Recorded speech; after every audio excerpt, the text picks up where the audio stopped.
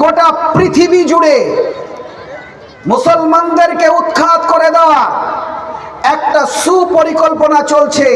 যারা আল্লাহর দুশমন, কোরআনের দুশমন, নবীর দুশমন, মুসলমানের চিরশত্রু, তারা চাইছে পৃথিবীর মাটি থেকে ইসলাম নামক ধর্মটাকে মুছে দেব। এটা ফেরাউনও চেয়েছিল। সর্বাগ্রে প্রশংসা সেই মহান আল্লাহর, যিনি কুল ও কায়নাতের মালিক, যিনি আপনার আমার জীবনের মালিক, মরণের মালিক, হায়াতের মালিক, ইজ্জতের মালিক, বেইজ্জতের মালিক। যে মহান আল্লাহ মুহূর্তের মধ্যে স্বাভাবিক পরিস্থিতিকে অস্বাভাবিক করে দিতে পারেন, আবার অস্বাভাবিক পরিস্থিতিকে স্বাভাবিকে পরিণত করতে পারেন। সেই মহান মনিবের দরবারে লক্ষ কোটি শুকরিয়া জ্ঞাপন করি। আমরা যে যেখানে যে অবস্থায় আছি, উচ্চ আওয়াজে সমবেত কণ্ঠে ভক্তি ভরে একবার জোরে সোরে বলি আলহামদুলিল্লাহ।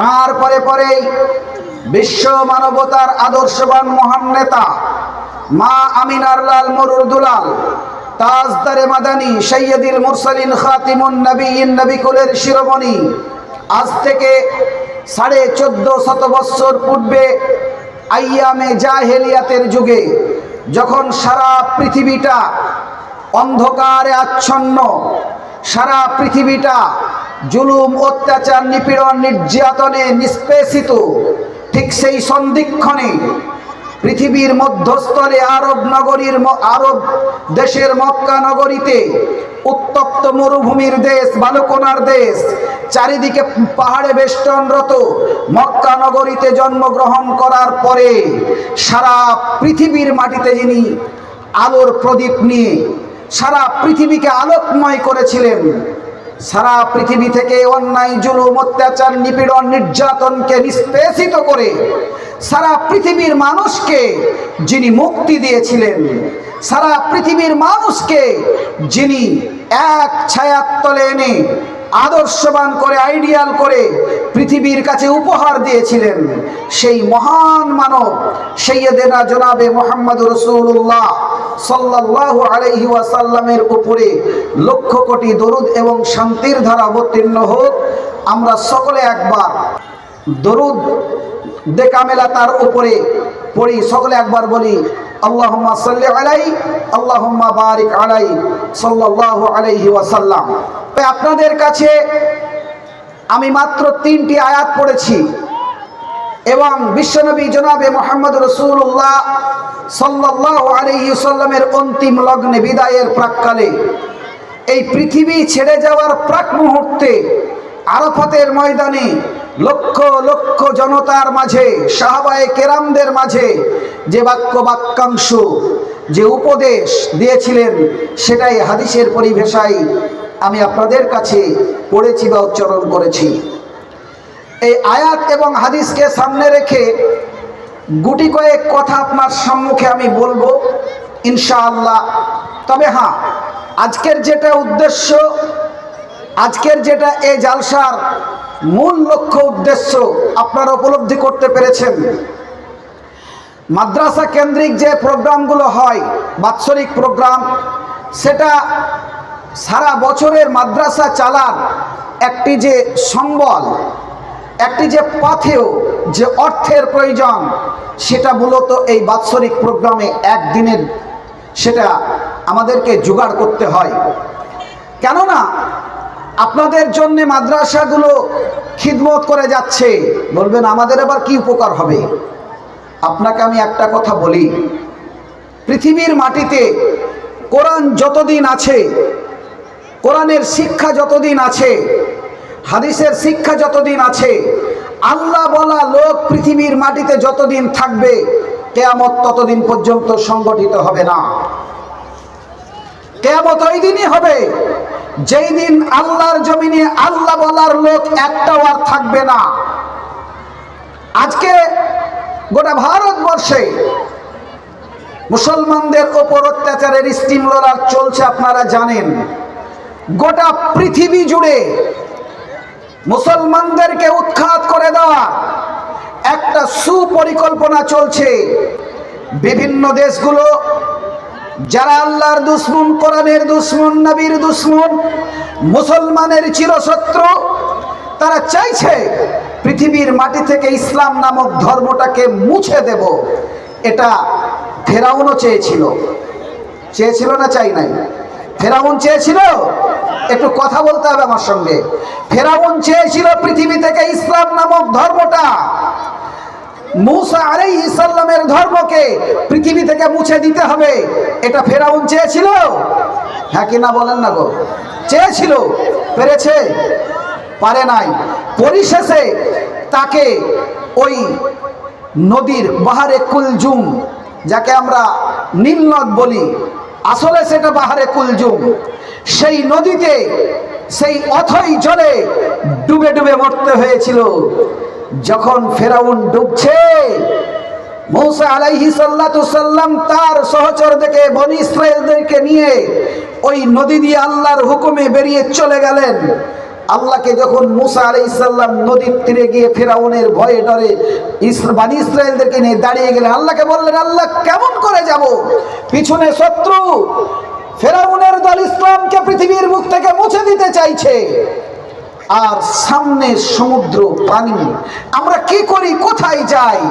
আমরা কি করে প্রাণ বাঁচাই? আল্লাহ তুমিই জানো, আল্লাহ তুমিই বাঁচাতে পারো। আল্লাহ বললে, মূসা তোমার হাতে ওটা কি? বলে একখানা লাঠি। বলে মারো সমুদ্রে। মারলেন মূসা আলাইহিস সালাম। 7টি রাস্তা বেরিয়ে গেল। সেই রাস্তা দিয়ে আল্লাহ বললেন, যাও, চলে যাও, নেমে চলে যাও। মূসা এবং বনী ইসরাইলরা বেরিয়ে নেমে সমুদ্রের তলদেশ দিয়ে, শুকনা জায়গা দিয়ে, একদম শুকনা রাস্তা বেরিয়ে গেল, চলে গেলেন। যখন নদীর অপর পারে পৌঁছে গেলেন, ফেরাউনের দল পৌঁছে গেল নদীর তীরে। ফেরাউনের লোকজন বলছে, ফেরাউন আমরা কি করব? মূসা তো চলে গেল। বলছে, দেখছো কি, নেমে যাও। যখন সবাই নেমে গেল, আল্লাহ বলছে পানিকে, পানি তুই কার অর্ডারে চলাফেরা করিস? বলে আল্লাহ তোমার। বলছে মিশে যা। মিশে গেল। যখন ফেরাউন দেখলো উপায় নাই, সব ডুবে গেল, তখন ফেরাউন বলছে, আমানতু বিরাব্বি মূসা ওয়া হারুন। হে মূসা এবং হারুনের রব, হে মূসা এবং হারুনের প্রভু, হে আসমান এবং জমিনের প্রভু, আমরা তোমার উপরে ঈমান আনলাম। আল্লাহ বলছে উপায় নেই, আর উপায় নেই। মরার টাইমে ওষুধ খেলে কি কাজে লাগবে? লাগবে না। আপনার মা, আপনার আব্বা চিরদিন খেতে দিলেন না, অসুস্থ, আক্রান্ত, মারাত্মক রোগে আক্রান্ত, আপনি ট্রিটমেন্ট করলেন না, ওষুধ দিলেন না। যখন আর নিচে দিয়ে, গলা দিয়ে পানি যাচ্ছে না, তখন দামি সিরাপ নিয়ে এসে বলছে মা খাও। ওই সিরাপটা, ওই ওষুধটা তো গলা থেকে নামবে না। যখন খাওয়ার প্রয়োজন ছিল তুমি তখন খাওয়াও নাই, এখন আর খেতে পারবে না, তুমি খাওয়াতে যাচ্ছ, চলবে না। আল্লাহ বলছে, হে ফেরাউন, যখন তোমার ঈমান আমার প্রয়োজন ছিল, যখন আমাকে ডাকার প্রয়োজন ছিল, তখন তুমি ডাকো নাই, এখন ডেকে লাভ হবে না। তবু আমি দয়াময়, তুমি যখন ডাকছো, তুমি যখন ঈমান আনলে, যাও তোমার ডেড বডিটাকে, তোমার গঠন প্রণালীটাকে, তোমার শরীরটাকে সারা পৃথিবীর মধ্যে কিয়ামত পর্যন্ত আমি অক্ষত করে রাখলাম। সারা পৃথিবীর মানুষ যেন তোমার এই দেহ, তোমার এই ডেড বডি থেকে শিক্ষা পায়। বোঝা গেল? ফেরাউন চেয়েছিল ইসলাম নামক ধর্মটা পৃথিবী থেকে উড়ে যা, পারে নাই। নমরুদ চেয়েছিল, হযরতে ইব্রাহিম আলাইহিস সালামের জামানায় চরম ক্ষতি করেছে, ইসলামের বিরুদ্ধে আক্রমণ করেছে। শেষ পর্যন্ত জুতোর বাড়ি খেতে খেতে খেতে খেতে দুনিয়া থেকে বিদায় নিতে হয়েছে। আবু জেহেল চেয়েছিল মুহাম্মদ সাল্লাল্লাহু আলাইহি সাল্লামকে পৃথিবীর মাটিতে রাখবো না। উহুদ নামক যুদ্ধ সংগঠিত হলো, সেখান থেকে ইসলাম নামক ধর্মটাকে শেষ করে দেওয়ার চেষ্টা করেছিল, পারে নাই। 313 জন সাহাবারের কাছে মৃত্যুবরণ করে একদম নিমিষে শেষ হয়ে গেছিল। উহুদ নামক প্রান্তরেও চেয়েছিল মুসলমানদেরকে পরাজিত করতে, পারে নাই। খন্দক নামক যুদ্ধে চেয়েছিল মুসলমানদেরকে ধ্বংস করে দিতে, পারে নাই। সরে হুদাইবিয়াতে পারে নাই, তাবুকের যুদ্ধে পারে নাই। আল্লাহ রাসূলের জামানাতে 67 খানা যুদ্ধ হয়েছে, তার মধ্যে 23 খানা যুদ্ধে আল্লাহ রাসূল নেতৃত্ব দিয়েছিলেন, কোন যুদ্ধে পারে নাই। মুসলমানদেরকে পৃথিবী থেকে উঠাতে পারে নাই, কিয়ামত পর্যন্ত পারবে না ইনশাআল্লাহ। জোরে বলেন ইনশাআল্লাহ। কেন পারবে না? যতদিন কোরআনের শিক্ষা থাকবে, যতদিন মাদ্রাসা থাকবে, যতদিন আলেম ওলামা থাকবে, যতদিন হাফেজকারী থাকবে, ততদিন পৃথিবীর মাটি থেকে ইসলামকে কেউ নষ্ট করতে পারবে না, ইসলাম নামক ধর্মটাকে বিদায় করতে পারবে না। তাহলে মাদ্রাসার প্রয়োজন আছে না নাই? জোরে বলেন আছে তো। তাহলে মাদ্রাসা টিকে থাকবে কি করে? তিনটি জিনিস খুব জরুরি। আমি আপনাকে তিনটি জিনিস সম্বন্ধে বোঝাই। টাকা দেওয়ার জন্য ডানে বামে সব বসে আছে, আমি টাকা চাইবো না। টাকা দেওয়ার জন্য ডানে বামে বসে আছে, আমি আপনাদের জন্য প্রাণ খুলে দোয়া করবো ইনশাআল্লাহ, কারণ আমি ব্যথিত। আমি আজকের দিনে চরম মর্মাহত, বিপদগ্রস্ত। তারপরেও দিনের খাতিরে, ইসলামের খাতিরে আপনাদের কাছে এসেছি। যতটুকু সম্ভব আপনাদের ধৈর্য যতটুকু থাকবে ইনশাআল্লাহ ততটুকু আমি বলবো। ইনশাআল্লাহ বলবো তো ভাই? বলবো, দোয়া করবেন আমার জন্য। এবার আপনাকে বলি, তিনটি জিনিস প্রয়োজন। এক, প্রথম জিনিস হচ্ছে আপনার আন্তরিকতা। মাদ্রাসা চলুক, মাদ্রাসা টিকে থাক, মাদ্রাসা চালাতে গেলে যে বুদ্ধিবিদ্যা, যে সহানুভূতি, যে যুক্তি বুদ্ধি, সেই আন্তরিকতা আপনার থাকতে হবে। আমাদের আন্তরিকতা আছে তো ভাই? জোরে বলেন হ্যাঁ কি না আছে? অবশ্যই আছে আন্তরিকতা। যদি না থাকতো তাহলে এই মাঠে আসতাম না। তাহলে আমাদের আন্তরিকতা আছে। দুই, আপনাকে আপনার সন্তানকে দিতে হবে। আপনার কোলের কচি সন্তান, যারা আগামী দিনের ভবিষ্যৎ, যারা দেশ গড়বে, জাতিকে রক্ষা করবে, যারা সমাজ গড়বে, সেই সন্তান আপনাকে দিতে হবে। আপনার সন্তান, আমার সন্তান স্কুলে পড়ে আপত্তি নেই, মিশনে পড়ে আপত্তি নেই, কলেজে পড়ে আমার আপত্তি নেই, ইউনিভার্সিটিতে পড়ে আমার আপত্তি নেই। কিন্তু প্রথম যেটা ট্রেনিং, প্রথম যেটা শিক্ষা, সেটা কোরআনের শিক্ষা আপনাকে দিতে হবে। ঠিক বলছি না ভুল বলছি ভাই? যদি কোরআনের শিক্ষা আমি দিই, তাহলে আমার ছেলে পদচ্যুত হবে না, আমার ছেলে বেনামাজি হবে না, আমার ছেলে মদখোর হবে না, আমার ছেলে মাতাল হবে না, আমার ছেলে বদমাইশ হবে না। যদি তার পেটে কোরআনের শিক্ষা থাকে, হাদিসের শিক্ষা থাকে, তাহলে এই জিনিসটা তার হবে না। যার ভিতরে আল্লাহর ভয় আছে, যার ভিতরে জাহান্নামের ভয় আছে, যার ভিতরে কবরের ভয় আছে, সেই ছেলেটা আপনার পদচ্যুত হবে না। আপনার ভবিষ্যৎ আগামী দিনে যেদিন আপনি আমি দুনিয়া থেকে চলে যাব, সেই দিন ওই ছেলেটা যাতে কমপক্ষে আমার জানাজার সালাতটা পড়াতে পারে। ঠিক না বেঠিক? তো এই সন্তান আপনাকে আমাকে দিতে হবে। বলবেন মৌলভী সাহেব আপনি কি দিয়েছেন? আপনি পড়িয়েছেন? জি, আমি পড়িয়েছি। আমার একটা ছেলে এবার আলেম হলো গত ফেব্রুয়ারির 12 তারিখে। আগামী বছর একটা হবে, দুটো হবে। আর একটা ছেলেকে আমি আল্লাহর কাছে জমা দিয়েছি। আমার 3টে ছেলে, আপনারা এলাকার মানুষ সবাই জানেন। তো তাহলে আপনাকে আমাকে চিন্তা করতে হবে আগে এই সমাজ পরিবর্তন করার, এই দেশ পরিচালনা করার।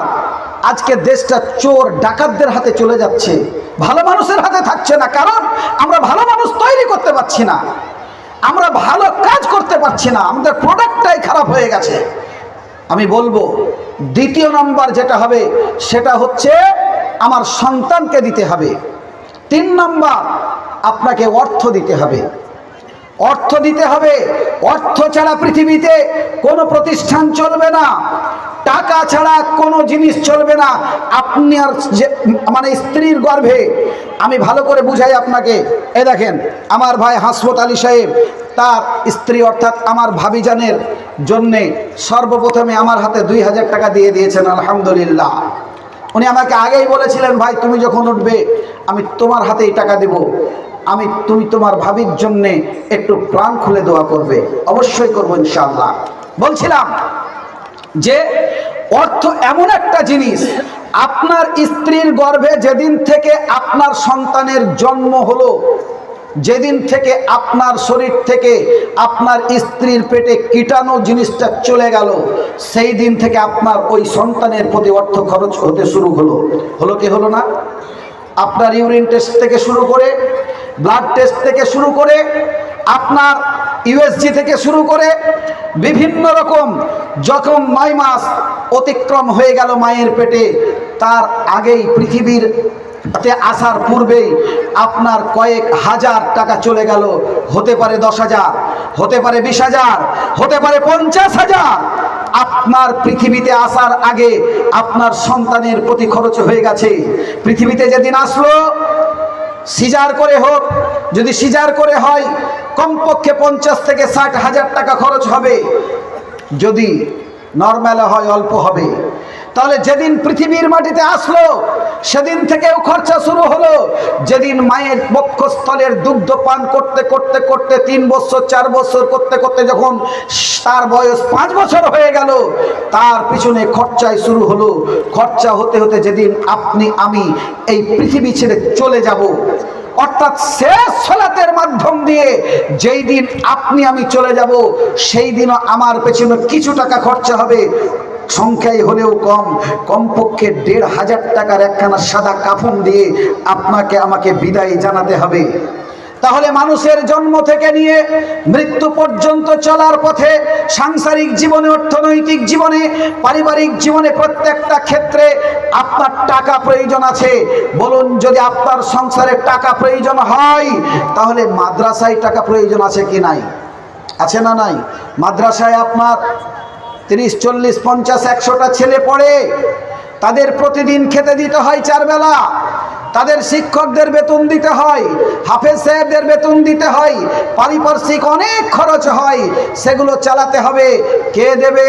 সেখানে ইয়াতিমের ছেলে পড়ে, যার বাপ মারা গেছে, মা মারা গেছে, যার বাপ তার স্ত্রীকে ছেড়ে দিয়ে, অর্থাৎ তার মাকে তালাক দিয়ে দিয়েছে, 2-3টি ছেলে নিয়ে তালাক দিয়ে অন্যত্রে বিয়ে করেছে, সেই ছেলেগুলো ইয়াতিম, তাদেরকে পড়াতে হয়। আপনি তো সুশিক্ষিত মানুষ, আপনার অনেক টাকা আছে, আপনি কেন মাদ্রাসায় পড়াবেন মশাই? আপনি তো কয়েক হাজার কোটি টাকার মালিক, আপনি লক্ষ লক্ষ টাকার মালিক, আপনি কেন মাদ্রাসায় পড়াবেন মশাই? ভুল আপনার ডিসিশন, সিদ্ধান্ত রং। আপনার টাকা আছে, আপনাকে মাদ্রাসায় পড়াতে হবে, আপনার পয়সা আছে, আপনাকে মাদ্রাসায় পড়াতে হবে, এটা দায়িত্ব আপনার। কিন্তু দুঃখের বিষয় হলেও সত্য, আমার দেশের মুসলমান আজকে মার খাচ্ছে কেন? আজকে মার খাচ্ছে কেন? আজকে চারিদিক থেকে মুসলমানদের উপরে অত্যাচার, স্টিম রোলার চলছে কেন? আমি আমার ভিত মজবুত করতে পারিনি, আমি আমার সেই ছোট্ট ছেলেটাকে, আমার কচি সন্তানটাকে দিয়ে এই পৃথিবীর দায়িত্ব তার কাঁধে তুলে দেওয়ার জন্যে সেই সুশিক্ষা দিতে পারিনি।